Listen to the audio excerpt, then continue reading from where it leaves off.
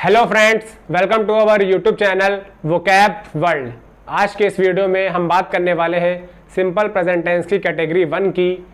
आज हम प्रैक्टिस करेंगे सिंपल प्रेजेंट टेंस की कैटेगरी 1 के सेंटेंसेस, कैसे इन सेंटेंसेस को ट्रांसलेट करते हैं, क्या हेल्पिंग वर्ब यूज़ होती है, आज हम ये बात करने वाले हैं। इससे पिछले वाले वीडियो लेक्चर में हमने सीखा था सिंपल प्रेजेंट टेंस के कैटेगरी 1 के सेंटेंसेस कैसे होते हैं, क्या स्ट्रक्चर होता है, क्या हेल्पिंग वर्ब यूज़ होती है, क्या क्या फॉर्मूले हमने बताए थे। अगर वो वीडियो आपने नहीं देखा है तो चैनल के डिस्क्रिप्शन में लिंक है, जाके आप देख सकते हैं। ओके फ्रेंड्स, अब हम बात कर लेते हैं। सबसे पहले मैंने बताया था उस वीडियो में कि सेंटेंसेस जो होते हैं वो 4 प्रकार के होते हैं: affirmative, negative, interrogative, negative interrogative. Simple present tense category 1 जो सेंटेंसेस होते हैं वो 4 प्रकार के होते हैं: अफर्मेटिव, नेगेटिव, इंटरोगेटिव और नेगेटिव इंटरोगेटिव। अब हम इन सेंटेंसेस को ट्रांसलेट करेंगे तो इसके लिए हमें स्ट्रक्चर की आवश्यकता होगी। तो यहाँ पे आप देख रहे होंगे अफर्मेटिव के लिए हमने जो स्ट्रक्चर लिखा है, subject plus is am are plus object, ये अफर्मेटिव सेंटेंस के लिए स्ट्रक्चर है। अगला आता है निगेटिव सेंटेंसेस। निगेटिव सेंटेंसेस के लिए स्ट्रक्चर होता है subject plus is am are plus object plus not plus object. तीसरा आता है इंटरोगेटिव सेंटेंस। इंटरोगेटिव सेंटेंस के लिए स्ट्रक्चर होता है question word, is am are plus subject plus object. जब इस तरह के सेंटेंसेस आएंगे तब हमको ज़्यादा समझ में आएगा कि कैसे सेंटेंसेस होते हैं और उनका क्या स्ट्रक्चर होता है और कैसे इन्हें ट्रांसलेट करते हैं। तो इन्हीं स्ट्रक्चर की हेल्प से हम लोग सेंटेंसेस को ट्रांसलेट करेंगे। एक और हमारा लास्ट बचा है नेगेटिव इंटरोगेटिव। इसका स्ट्रक्चर क्या होता है? क्वेश्चन वर्ड आएगा पहले, is am are plus subject plus not plus object. तो सबसे पहले हम बात कर लेते हैं क्वेश्चन वर्ड क्या होता है। इंटरोगेटिव सेंटेंस वे सेंटेंस होते हैं जिनमें हम प्रश्न पूछते हैं। जैसे कि मैंने यहाँ पे लिखा है, कोई भी सेंटेंस आप ले लीजिए, क्या मैं ऑफिस में हूँ, क्या मैं ऑफिस में हूँ। तो यहाँ पर हम एक क्वेश्चन पूछ रहे हैं, क्या मैं ऑफिस में हूँ। तो हम एक क्वेश्चन पूछ रहे हैं तो इसका आंसर हमें चाहिए।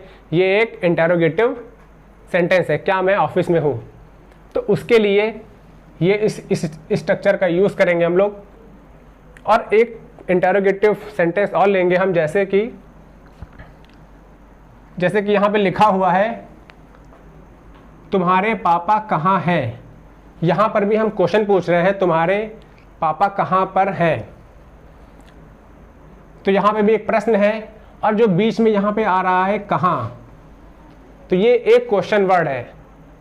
क्वेश्चन वर्ड है वेयर, जो WH फैमिली के वर्ड्स होते हैं, जैसे कि what, why, where, whom, with whom, until when।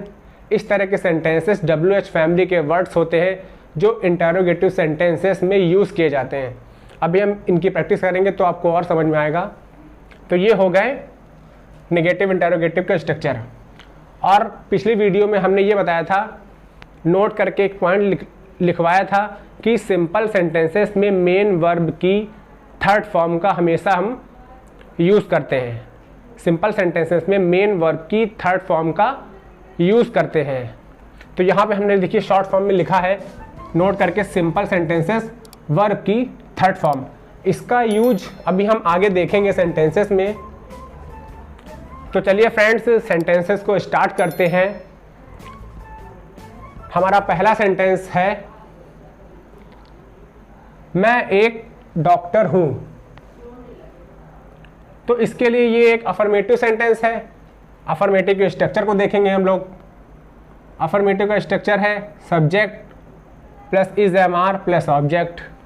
तो इसमें सब्जेक्ट हमारा क्या है? मैं हमारा एक सिंगुलर सब्जेक्ट है। तो इसके लिए हम लोग यूज़ करेंगे आई। ये एक सिंपल सेंटेंस है। मैं एक डॉक्टर हूं, ये एक सिंपल सेंटेंस है, आई यूज करेंगे। और फिर सब्जेक्ट हो गया, उसके बाद हम यूज करेंगे इसमें से एम। आई के साथ हमेशा एम यूज होता है। I am a doctor.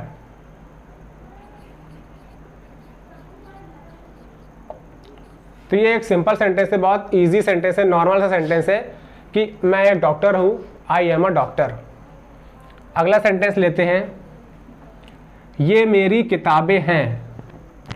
ये मेरी किताबें हैं, यहां पे आ गया कि ये भी एक सिंपल सेंटेंस है, यहां पे प्लूरल सब्जेक्ट आ गया हमारा, एक किताब नहीं है, यहां पे कई सारी किताबें हैं, तो उसके लिए हम प्लूरल सब्जेक्ट यूज करेंगे। ये मेरी किताबों के लिए दीज का यूज करेंगे, दीज का। दीज प्लूरल है तो उसके लिए हम लोग आर का यूज करेंगे, आर हेल्पिंग वर्ब का यूज करेंगे। These are my, these are my, मेरी के लिए माई। दीज आर माई, किताबें हैं तो बुक्स हो जाएगा, books. These are my books.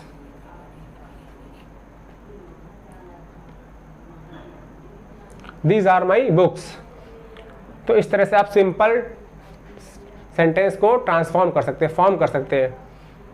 अगला सेंटेंस है हमारा थर्ड सेंटेंस, रोहन आपका दोस्त क्यों नहीं है। रोहन आपका दोस्त क्यों नहीं है, ये कैसा सेंटेंस है? इसमें हम क्या पूछ रहे हैं कि रोहन आपका दोस्त क्यों नहीं है। ये एक इंटरोगेटिव सेंटेंस है और इसमें WH फैमिली का वर्ड आ रहा है, क्यों, वो भी सेंटेंस के बीच में आता है। क्यों WH फैमिली का वर्ड आ रहा है, क्वेश्चन वर्ड बीच में आ रहा है, तो हम लोग इसको इंटरोगेटिव सेंटेंस के स्ट्रक्चर के अकॉर्डिंग ट्रांसलेट करेंगे।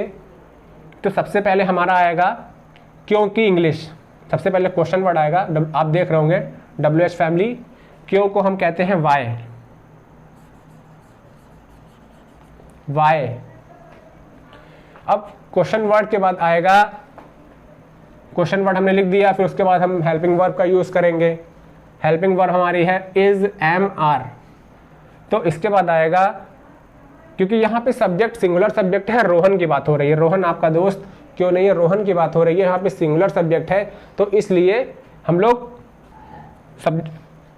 सबसे फिर उसके बाद हम लोग हेल्पिंग वर्ब का यूज करेंगे। Why is Rohan, singular subject है तो इसलिए इज का यूज किया है, सिंगुलर सब्जेक्ट है इसलिए हमने इज का यूज किया है। वाई इज रोहन, उसके बाद सब्जेक्ट हो गया हमारा, फिर नॉट आएगा, फिर नॉट आएगा, Rohan not your friend. Rohan आपका दोस्त क्यों नहीं है, why is Rohan not your friend. आपको समझ में आ रहा होगा, जब और प्रैक्टिस करेंगे तो आपको और अच्छे समझ में आएगा। अगला सेंटेंस लेते हैं हम लोग, क्या मैं ऑफिस में हूं, क्या मैं ऑफिस में हूं। ये भी एक इंटरोगेटिव सेंटेंस है, क्या मैं ऑफिस में हूं। तो इसका जवाब हम यस और नो में दे सकते हैं। जिस सेंटेंस में हम लोग, जिस इंटरोगेटिव सेंटेंस में हम लोग यस और नो में आंसर दे सकते हैं, वहां पे WH फैमिली का यूज नहीं होता। देखिए इसमें WH फैमिली का यूज नहीं होगा क्योंकि यहाँ पे बीच में कोई क्वेश्चन वर्ड नहीं आ रहा। सिंपल इसमें प्रश्न पूछा जा रहा है, क्या मैं ऑफिस में हूं, इसका जवाब हम यस या नो में दे सकते हैं। तो यहाँ पे WH फैमिली नहीं आएगा, सिर्फ इंटरोगेटिव सेंटेंस के स्ट्रक्चर के अकॉर्डिंग ट्रांसलेट कर सकते हैं। तो उसके अकॉर्डिंग क्वेश्चन वर्ड आएगा नहीं इस सेंटेंस में, तो यहाँ पे हम हेल्पिंग वर्ब यूज़ करेंगे, सब्जेक्ट के अकॉर्डिंग हेल्पिंग वर्ब यूज़ कर लेंगे। मैं यहाँ पे सब्जेक्ट है इसलिए यहाँ पे जो हेल्पिंग वर्ब यूज़ होगी वो एम यूज़ होगी, एम आई ऑफिस में हूँ, in office. Am I in the office, the भी लिख सकते हैं, द ऑफिस। आप am I in the office. Am I in the office, क्या मैं ऑफिस में हूँ? Am I in the office. तो फ्रेंड्स आपको यहाँ पे थोड़ा डिफरेंस लगा होगा कि यहाँ पे हमने WH फैमिली का सेंटेंस वर्ड नहीं यूज़ किया। सिंपल ये था, क्या मैं ऑफिस में हूँ, इसका जवाब हम यस या नो में दे सकते हैं, तो यहाँ पे हम WH फैमिली नहीं यूज़ करेंगे, सीधे इसको ट्रांसलेट कर देंगे स्ट्रक्चर के according, am I in the office.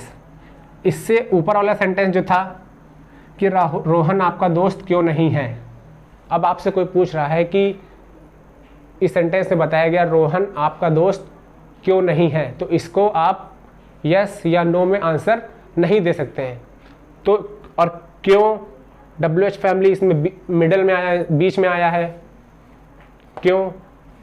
तो इसलिए यहाँ पे WH फैमिली को हमने पहले लिख लिया क्योंकि इंग्लिश पहले आ गई, और फिर हमने इस सेंटेंस के अकॉर्डिंग, इस स्ट्रक्चर के अकॉर्डिंग ट्रांसलेट कर दिया, why is Rohan not your friend.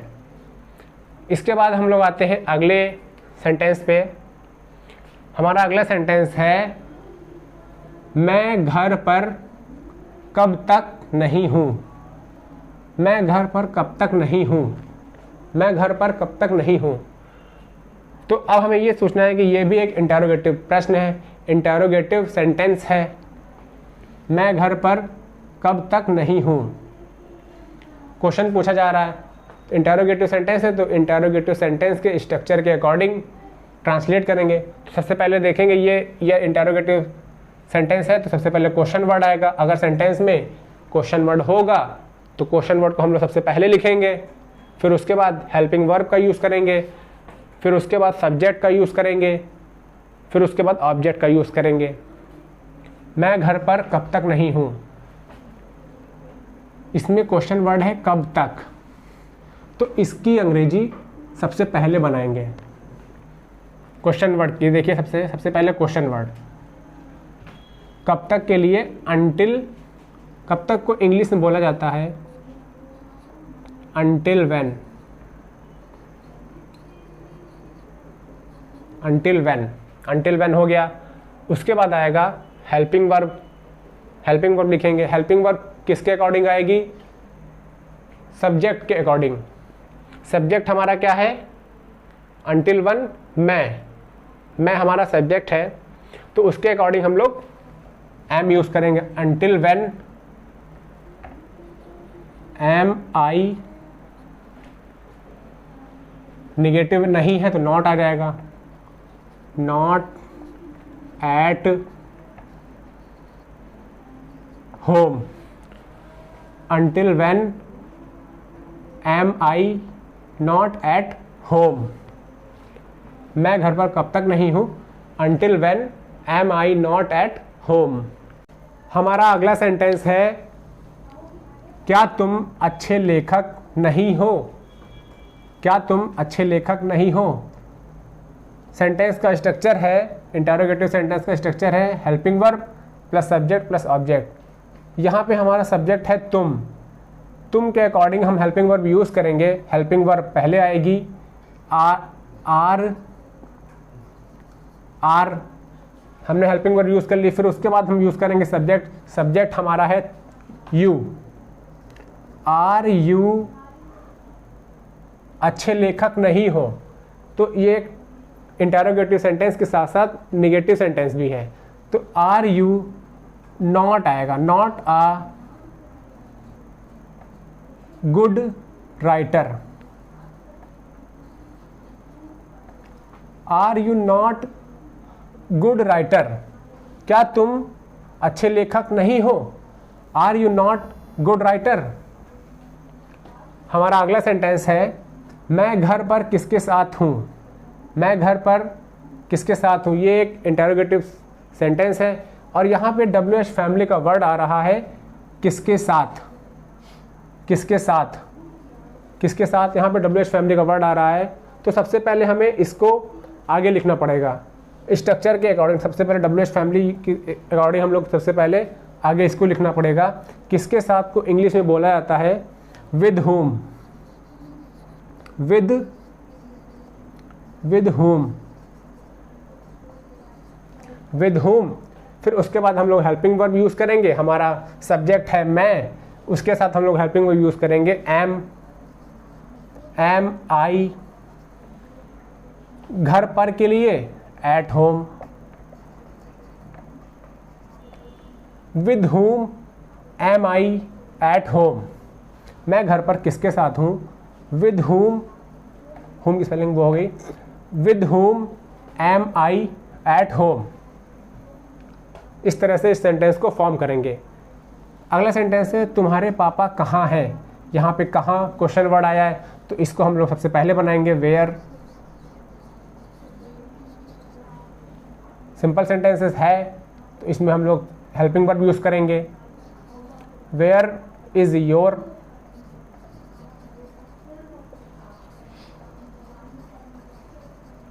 Where is your father.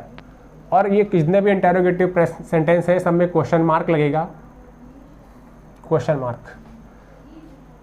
आते हैं अगले सेंटेंस पे, कुत्ता टेबल के नीचे छुपा हुआ है, कुत्ता टेबल के नीचे छुपा हुआ है। अब यहाँ पे आ गया छुपा हुआ है, इसके लिए यहाँ पे मेन वर्ब आ गई है। मैंने आपको पहले बताया था इस वीडियो में कि सिंपल सेंटेंस में मेन वर्ब की थर्ड फॉर्म का यूज़ करते हैं हम लोग। तो यहाँ पे मेन वर्ब आई है मेन वर्ब आई है छुपा हुआ, तो यहाँ पे हम लोग थर्ड फॉर्म यूज़ करेंगे। सिंपल अफर्मेटिव सेंटेंस है, ये अफर्मेटिव की तरह बनाएंगे हम लोग। सब्जेक्ट है हमारा कुत्ता, the dog is, main verb की थर्ड फॉर्म आएगी। छिपने की इंग्लिश क्या होती है, हाइड, हाइड की थर्ड फॉर्म होती है hidden. The dog is hidden, hidden table के नीचे, टेबल के नीचे के लिए under the table. The dog is hidden under the table. इस तरह से सेंटेंस को फॉर्म करेंगे। मेन वर्ब की थर्ड फॉर्म को हम लोग सिंपल सेंटेंसेस में यूज़ करते हैं। हमारा अगला सेंटेंस है वो एक होशियार लड़का है। सिंपल सेंटेंस है, अफर्मेटिव का सेंटेंस है, इसको आसानी से बना लेंगे। ही इज़, वो एक सब्जेक्ट एक है, सब्जेक्ट सिंगुलर सब्जेक्ट है। He is intelligent,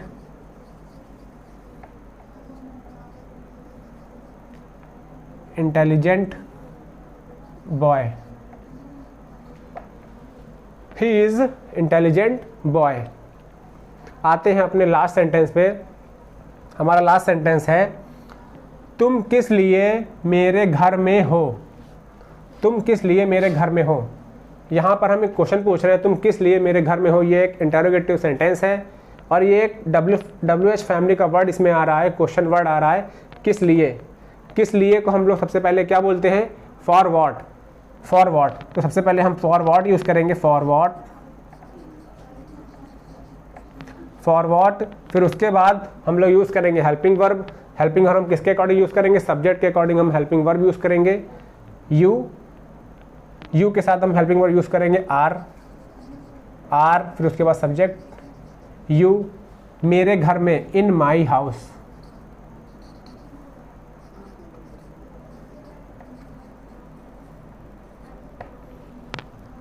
okay friends,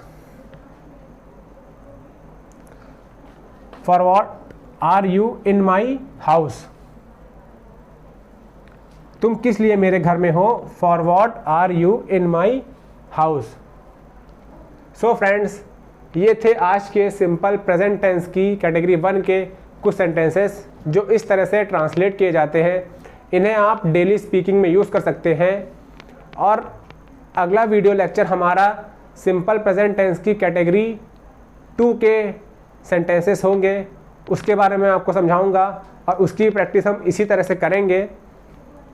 अगर वीडियो समझ में आया हो तो वीडियो को लाइक करिएगा और अब हमारे चैनल पर नए हैं तो हमारे चैनल को सब्सक्राइब करिएगा। Thank you so much for watching.